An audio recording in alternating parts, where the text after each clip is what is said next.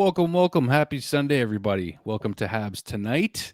We are repping number 20 today. Annik, we said we were going to do it, so we're repping the Slafkovsky himself in full force. So full force. He scored last night, so what the heck? It's only right. It's only right.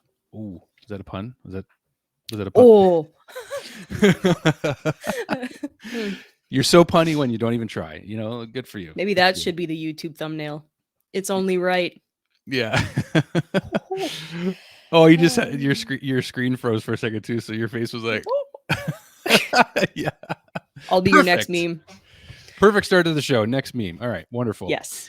All right, so ladies and gentlemen, we are going to go through a few things with you today.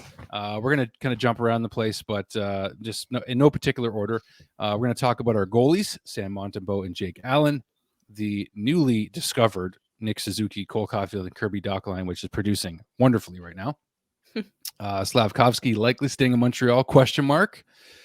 What's going on with Dadonov? Another question mark, which we'll talk about Marty St. Louis' reaction with the press, with the media this week.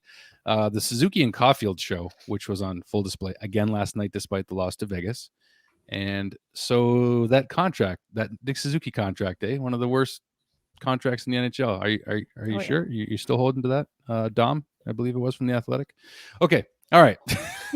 So that's where we're gonna kind of, run through today, despite and see what other bits of conversation come up, Nick. But it's gonna be all over the place, and we're not even sorry. Yeah, we're not sorry. Whatever. We're 12 games in, so first 12 games into the season. Yeah. And do you want to just go ahead and start with? I think we have to start with these guys right here, personally, with this new line that has been a bit of a revelation lately, my friend. Yeah. I will apologize in advance for my dogs weighing in on this Suzuki, Caufield, and Dach line. They're very excited also. Yes, they are. These guys, since the start of the season, have 39 points combined. It's insane. When is the last time we had a performing top line?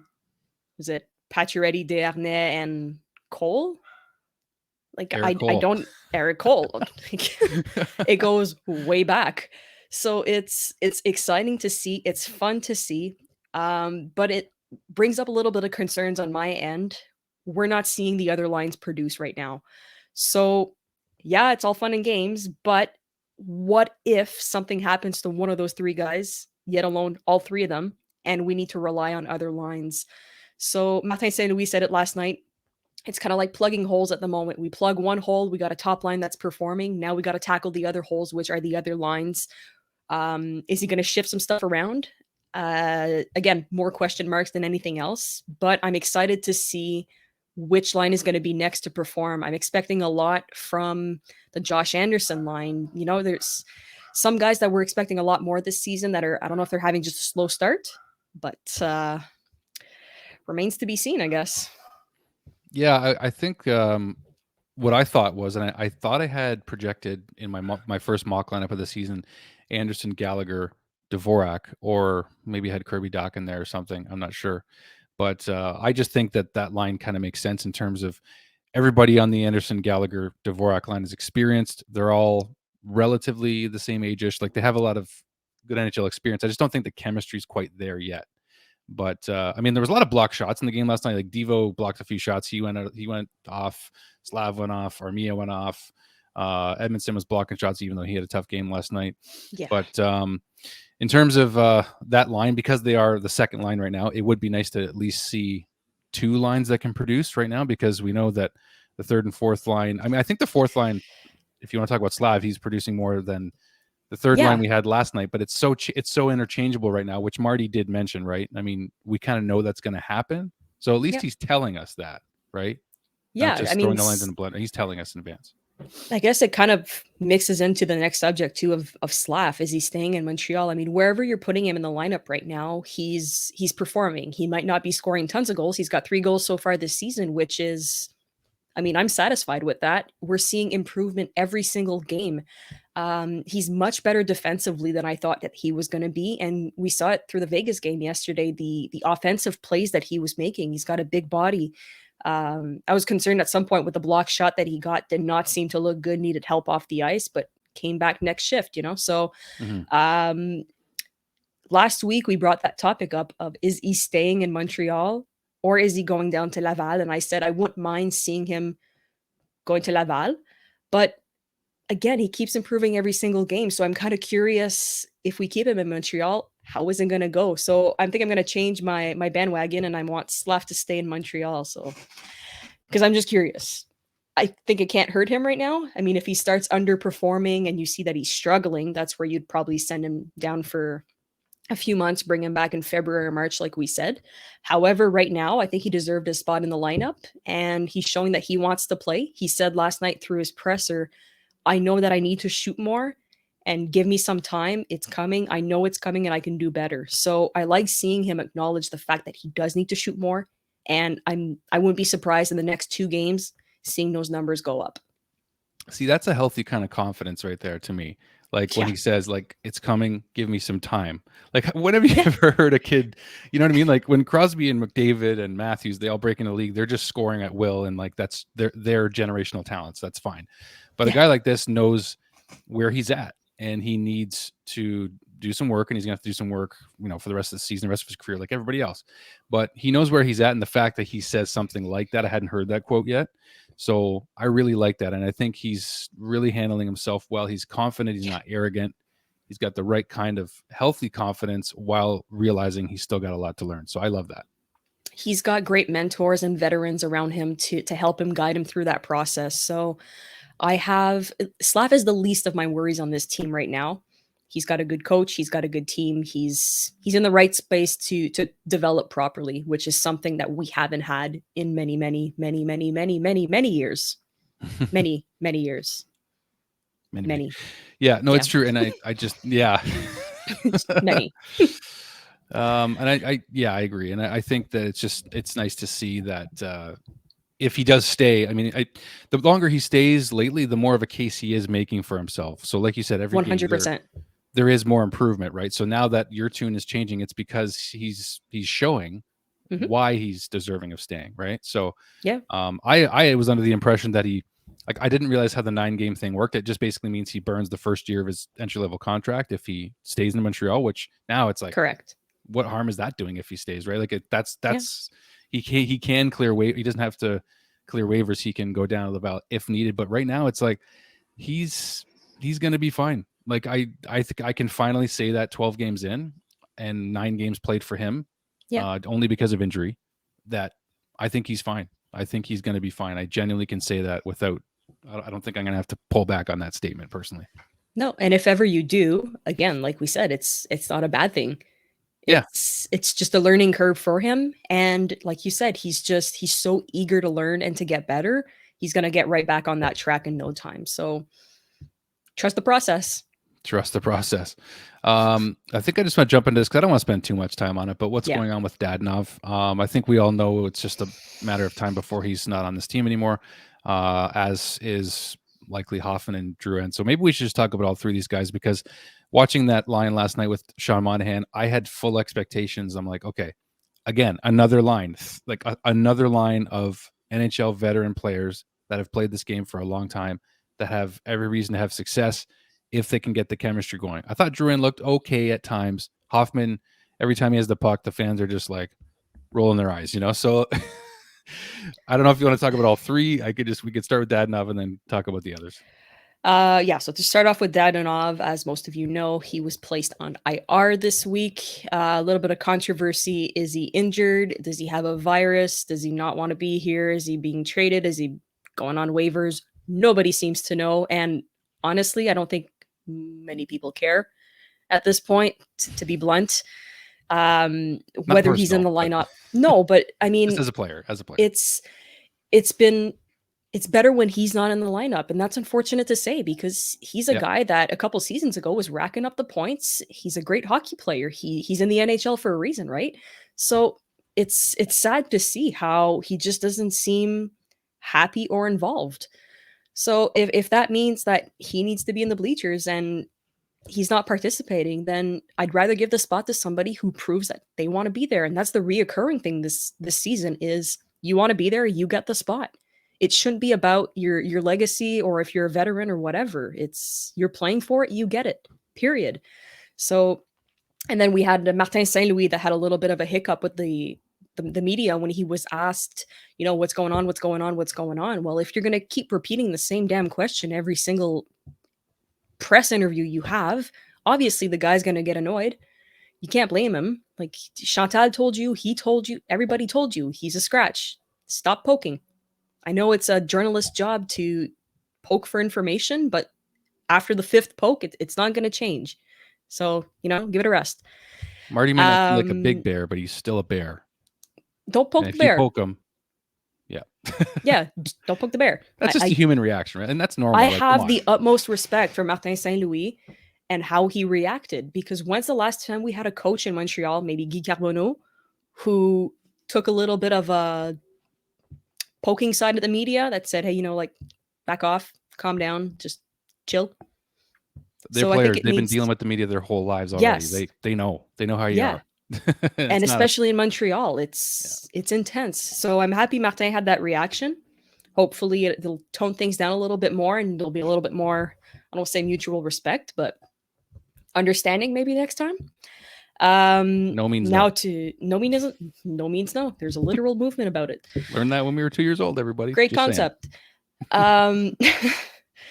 So to bring in Hoffman and Drouin. Yep. Yeah. I've seen on Twitter, shout out to Habs Reddit for this one, of we salute you, tank commanders. It's insane how there's no progression, there's no change, there's no involvement, there's no eagerness to want to perform. You've got two incredible hockey players that just don't seem to care. Like, I don't know if Drouin doesn't care. I think Drouin cares. I just think it's too late in the game to find the chemistry with the line mates because he's been out of the lineup. I don't see it for way too long. Like it's all been about, with Drouin specifically, I think, trying to find the perfect line mates to, what's the word I'm looking for? Chemistry? Well, chemistry, yeah. Like just basically just, to try to make sure that he's comfortable and happy and able to be his best, right? Like just insulate him, maybe is the right word. Like you have the right players with him. Maybe a guy with more jam that can get loose pucks for a talented playmaker like him. But he had that opportunity, no? He has had the opportunity, but he hasn't been consistently in the lineup. He's had issues, obviously, whether it's on the mental or physical side with injury or the mental health stuff. But it's just now, unfortunately, it's too late. Like it's just too late, and there's no time. Like he's going to be in the lineup probably. He's probably going to come out here and there, but it's just too late to figure out what to do with this guy, and that's why he's going to be a UFA, and they're likely going to move on. And that's where I see it happening. And I hope he does well the rest of the season. I hope he finds chemistry. I hope he does find some chemistry with somebody, but who's it going to be? Because it just seems like I don't know. That question's been unanswered since the entire time he's been here. I don't know. And Max Domi, maybe that was probably the last person he had the best chemistry with, and he was gone. So cheers to Chicago. Like send him there. I don't care. I don't know. Chicago might be a good fit for him. Frustrating. Yeah. It's so frustrating because you're taking a look at the game last night. You've got Hoffman, Drouin, and Monahan on the line. And out of all three, it's Monahan that's going to stand out because he actually cares. And it made him look horrible last night because he's on a line with two guys that are not performing. Every single time that Mike Hoffman had the puck, he either gave it up, shot it at the board, or had a finger up his bum and one up his nose, and he didn't know what to do with it. I don't know what to tell you. It's frustrating to watch. It's for $4.5 million. It's very frustrating. Yes, that's even worse. And the price that we're paying for Dadonov too, he's what, 5.8, 5.3? You told me 2 days ago. He's an even 5. Yeah, there he's you an go. even 5. Even better. And he's as good as. They're probably going to give him another chance or something. I don't know. But you know what? We should mention this. I think I want to mention this very clearly. Is that Pierre LeBrun did report just last week that Kent Hughes has been shopping his forward group, including Hoffman, Drouin, and Dadonov. So they're trying to move some of these guys. Perfect. Let's do it. I don't care if it's for draft picks right now. Right suitor, another challenge. But yes. yeah. But if we're able to only get picks in return, I'm fine with that, because right now we have such a young core group in the A that are able to come up. Raphael Harvey-Pinard being one. I'm looking forward to seeing him when he comes. Yep. You know, just a bunch of different guys that are proving that they want to be there right now. So bring him up. Bench some guys, bring him up. I don't know. Shift it around, do something. And while we're on the subject, we have Yoel Armia that came back this week. So seeing a lot of controversy with the Armia name. So I'm seeing either half he needs to go, and the other half is, wow, okay, I'm seeing a little bit, it's a little bit better. But I think I'm stuck in the middle where I see some plays where he's like last season. It's like he doesn't care. He's just floating around, whatever. But there's also some plays where he's playing like the old Armia on the PK, where he's forechecking, back checking. He's all over the ice. He's using his body. He's making great plays, getting shots on net. So I don't know if it's just a pick a game and I'll perform for a certain game type of deal like last year. But for me, that's another name that I'd put on the chopping block of, it's a big contract that I don't necessarily think we need. And if we can shop him around and get something in return, I wouldn't be opposed to it. Like, he's not that old. I mean, like, how old is No. Armia? I want to pull this up just because I have no idea. Probably what, 28? I'm gonna find out right now. He is 29, so he will be 30 next year. He's older than I thought, actually.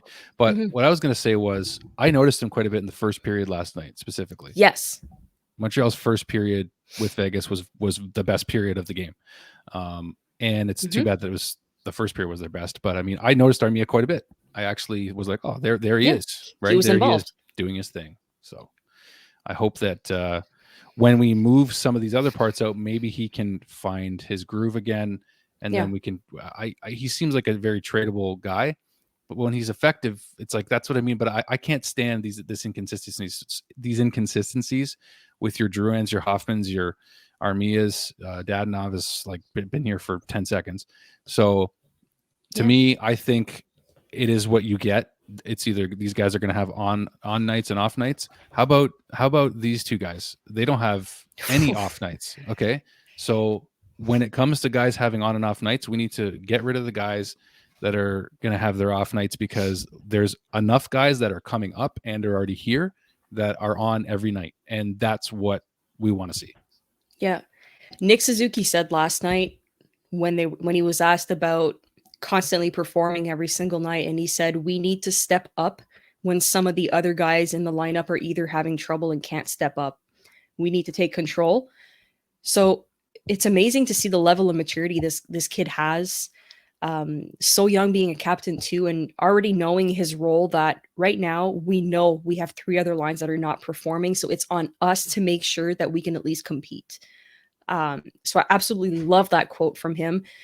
Caufield is on pace for 375 points this season. I don't know what the hell this kid is on, but that BioSteel juice is clearly helping him out. Is he doing commercials for them or something? I don't know, but he's drinking it on the bench, so I'm just assuming that it's some sort of special cold juice. I don't know. I really don't, but he's a pleasure to watch. He's having fun. He is all over the ice. That first period against Vegas last night, it was the Cole show.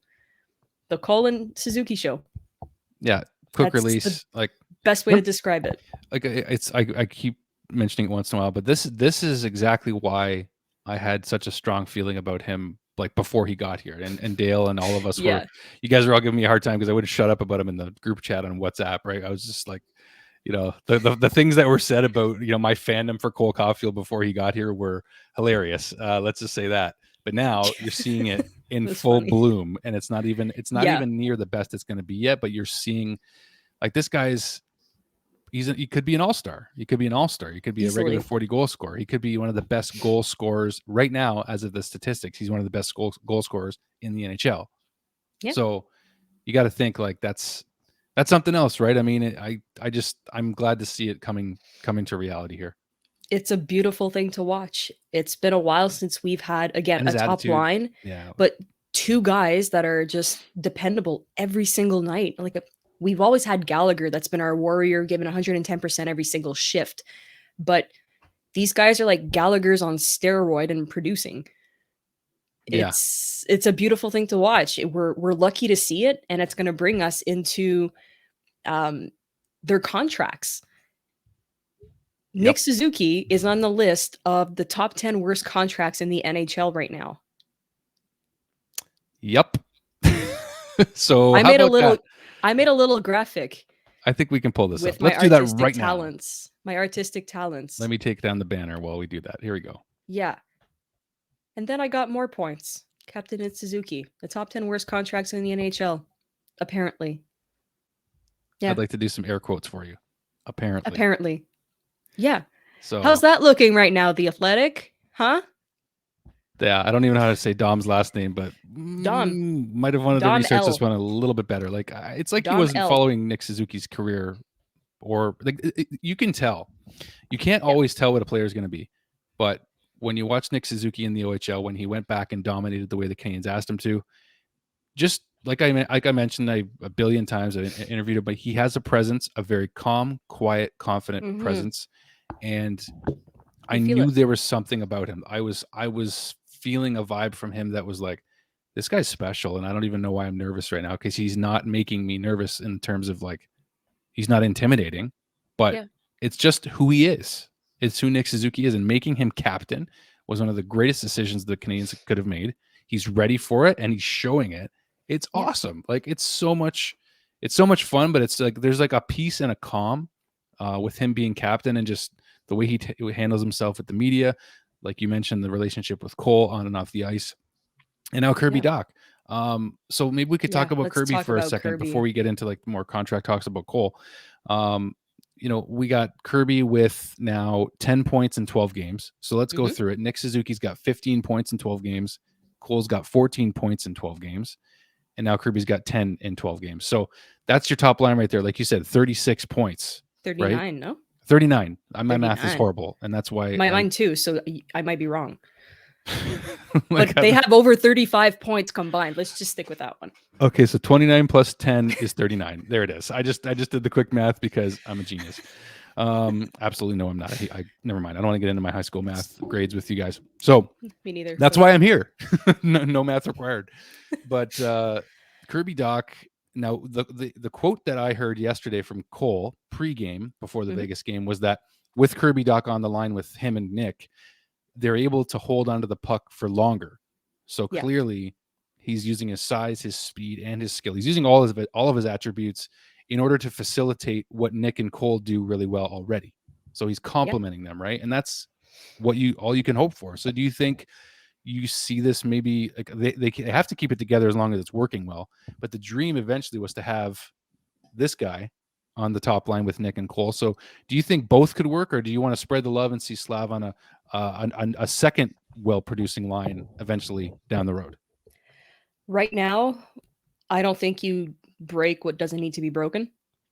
So I'm keeping it's too Kirby soon for Dach. Slav. But I'm yes, just saying 100%. But down the line, I would love to see Slav on that first line. 100%. That is your first line.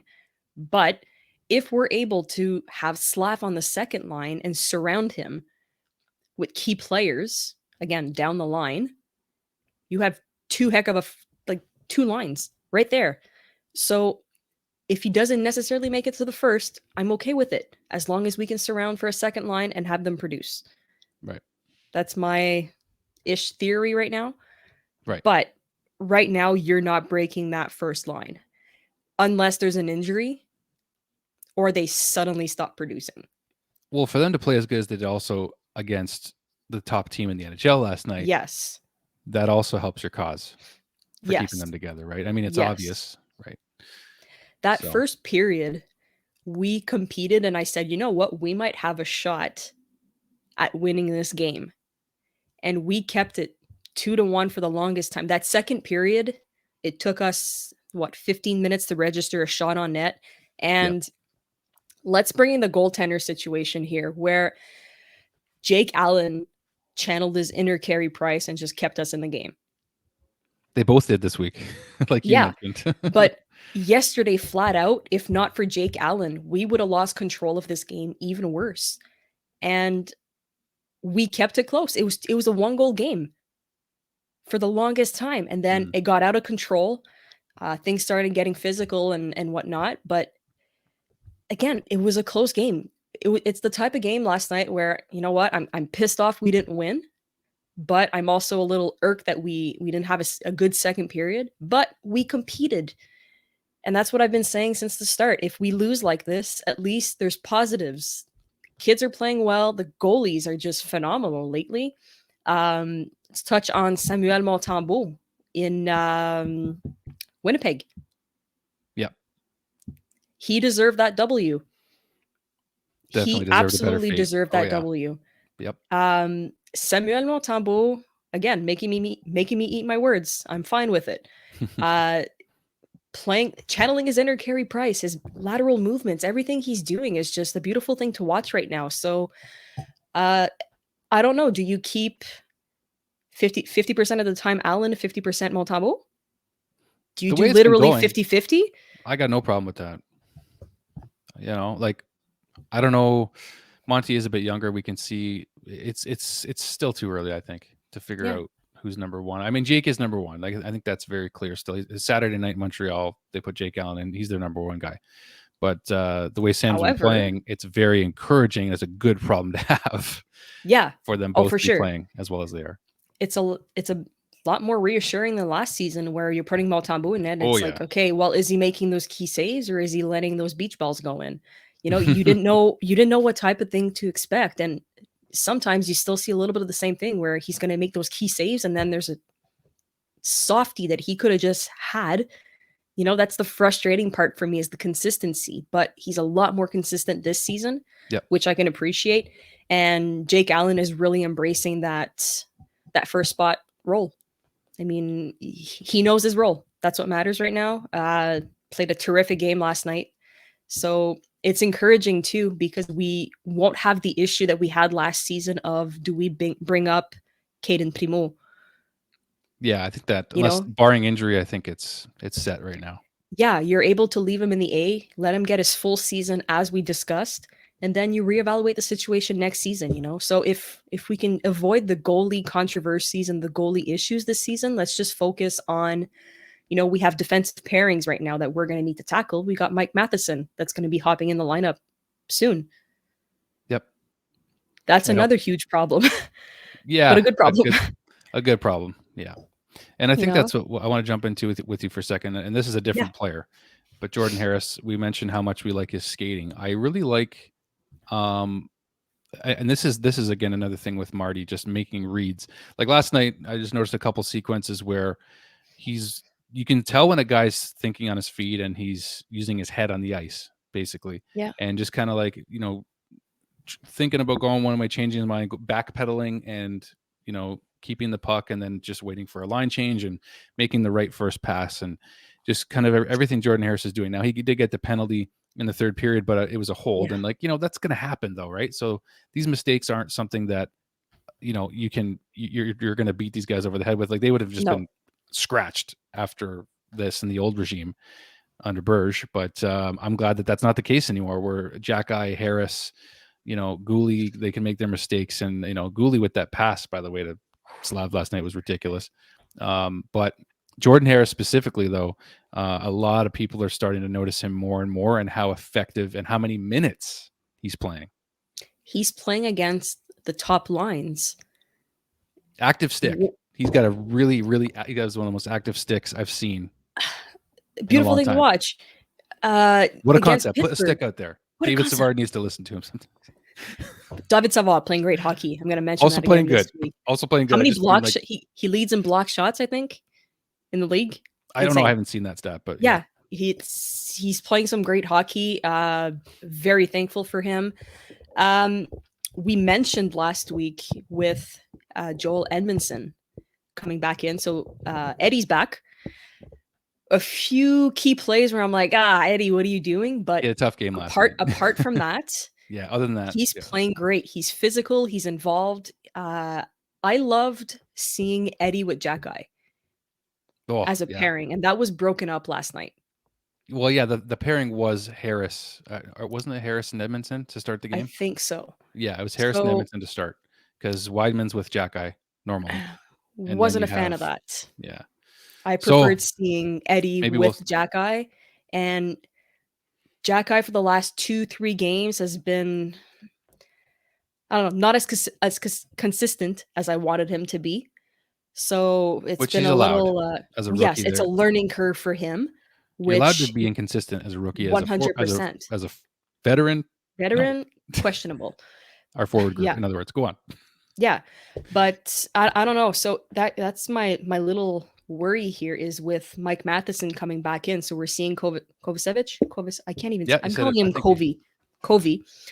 Covey is either going to be left out with Weidman, or at this point, with Jack-Eye playing the way he is, do you sit him a few games to watch the game from up top, see how it goes, and then you put him back in afterwards? Would it be useful for Jack-Eye to sit a few, and not as a punishment, but as a observe from up top, seeing what's going on, reevaluate the game, and just watch? I think it could help. Like, he's not going to be sent down to Laval. Like, he's going to stay. No, no, I no. think. Like, I'm not telling him sit him down for 5 So, games. Like, maybe, I right. don't know, two games. Let him Yep. reevaluate what's going on. Same time, you're letting Matheson skate back in, and then after you really reevaluate the defensive pairings. I don't think it could hurt. So I'm kind of curious as to what's going to happen on that end, because Weidman is that's another story. I don't mind seeing him on the bench personally. Kovacevic had a terrible game in Winnipeg, but that's also his first terrible game of the season. So I'm Yeah. not basing Yeah. my expectations on that. I still Exactly, love yeah. seeing him in the lineup, but if we need to pick Eddie and Matheson over Covey, I'm picking Eddie and Matheson, you know? Yeah. So it's a tough problem. I'm happy it's not my problem. So cheers, Martin, and good luck. Yeah. They'll figure it out. I think that's why they're also, from what I've been seeing, and we know Jordan Harris can play the right side as well. Yeah. Possibly Gooley too. So, but he's with Savard, so I don't know if that's going to stay together or not. But they don't really have anybody else that's a right-handed shot defenseman other than Weidman and Covey. So if they're out, but they have to try it though. So yeah, now's the time to try it. See what happens, right? Like, so I'm curious to see how that all goes down. But I think that was everything we had for our lovely audience today. So we thank you, of course, as always, for tuning in, guys. It's always nice to do these weekly roundtables, even if this is all we can get out there. The Habs Tonight family is staying in touch, and I did remember, and I think you just did too, about tomorrow night. I will let you tell the viewers about your show continuing with Shaner tomorrow. Yeah, so you guys asked and you shall receive. Autour de la Ligue is going to make a return tomorrow night live at 7. So Shane and myself will be doing a French show, Autour de la Ligue. For those who don't know, we basically tackle what's going on around the league. This is a podcast in French for our French fan base. I mean, English are more than welcome to join as well, but we were not talking English. We're talking in French. So, I mean, more than welcome to join and to chat with us. It's going to be exciting to be back. We haven't done the show in a few months now. Well, since last season, actually. So we're happy to be back. So make sure you join us live at 7, Shaner and I, and we'll have a good time. Awesome. Yeah, no, it's fun to tune in. Like, it is cool just to listen, even just to, because I watch a lot of hockey in French. Most of my games are on RDS because I have the French package. So I know more French than I did before just by listening. Oui. You kind of figure it out as you go. Oui, oui. Poutine. Poutine. There you go. C'est ça. Anyway. C'est la vie. C'est la vie. It's that. I know what that means. Okay. There you go. So anyway, thank you all so much as always. And always a pleasure. Leave your comments down below. Give us your thoughts as usual. Subscribe to the channel if you have not already. Thank you again for pushing us over for 15,000 subscribers. We really appreciate that. As always, hit the like button to help put us out there for more Habs fans, for you to be involved in our community. We certainly want to involve everybody. So thank you for always watching and supporting us, guys. We really appreciate it. And thank you, my friend, for joining and getting the Slav party going here. Getting the Slafkovsky squad together. Which actually reminds me, one more thing we should tell you about. Do feel free to check out our merch as well. So habstonight.net, where you can pick up a Slafkovsky shirt now that it's been trending more. You got something to say, I can tell. Yeah, and since we're giving shout outs, just check out Drew's channel, Drew Dekes, on YouTube. Yeah, had to. I mean, making some cool videos over 225K right? No, 200 and Last night's video, 2,000? I haven't checked for a little bit, but No, but I mean subscriber count. You're over oh, 2,000. I'm coming up on 3,000 There you actually. go. So just over Big numbers coming up. 2,900. Big Yeah, numbers so coming it's up. Get him a so it's subscribe. Go watch some videos. Go support and have some fun with it. yeah, I'm certainly trying to, and I'm trying to have more fun. So I got a new camera coming as well, like I mentioned to you guys. So I'm gonna start, having a bit more fun and entertaining the audience a bit more, and showing more of my personality, and that's the plan right now. So I'm just waiting for the lens I ordered to come in, but I'm really excited. It's gonna really sharpen the quality, which I think I can even use that camera on our show with our software here. Perfect. So it's gonna look really sharp. I'm really excited about it. Us too. Can't wait. Yeah. All right, guys. Thanks for watching guys. as always. And we'll see you on the next one. And Cooper and I know Alex are saying bye. Yeah, they're saying hi. So that was perfect timing. They waited till the end. That was great. Cut it. That's right. Thanks for watching, guys. We'll see you soon. See ya.